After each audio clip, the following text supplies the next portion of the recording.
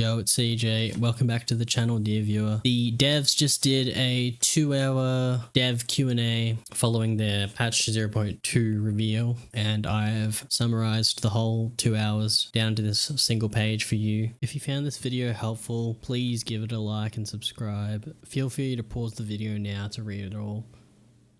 And for those of you who don't want to pause and read, I will read it out for you now. So first we have build diversity and gem sorting. The developers are hesitant to dictate specific builds, saying they're aiming for player experimentation. They acknowledge the need for improved gem sorting due to the large number of available gems. Spectres and monster balance. So now with spectres in the game, spectres allowing players to summon any monster presented a significant balancing challenge for them, since monsters now have complex skills.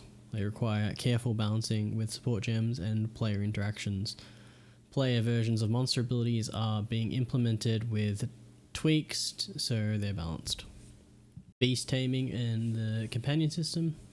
With beast taming and the companion system, they're sharing underlying mechanics with spectres. Tamed beasts are not going to be tradable to avoid inventory clutter and potential market manipulation. The companion system, including the rower, features synergies between the player and their minion. The rower skill. The rower is a new mount companion skill that allows players to ride the rower bird, providing increased clear speed. It's designed for range attacks and has a downside of heavy stuns if the player is knocked off. The rower is considered a companion, interacting with related passive skills on the skill tree. Unique items. The developers aim to have a unique item for every single base type, excluding boss uniques. Early game uniques are designed to be powerful initially and potentially have endgame combo potential.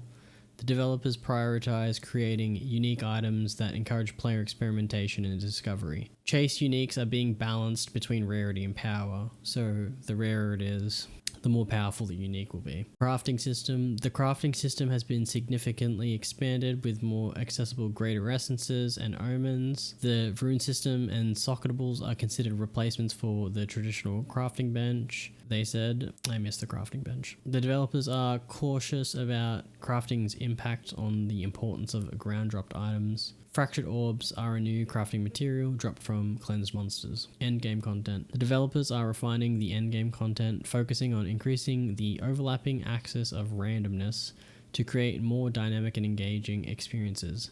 They want the endgame to feel less repetitive and more like there are random events that happen within the maps. And finally, they left us with their general philosophy. They said, so the developers emphasize player experimentation and discovery. They are cautious about balancing changes, prioritizing long-term game health, and they are actively listening to player feedback and making adjustments accordingly. That is the whole patch 0.2 dev Q&A, 2 hours, condensed under 4 minutes. Hope you found this video helpful. If you did, leave a nice comment, and I hope you have a nice day. Thank you, dear viewer.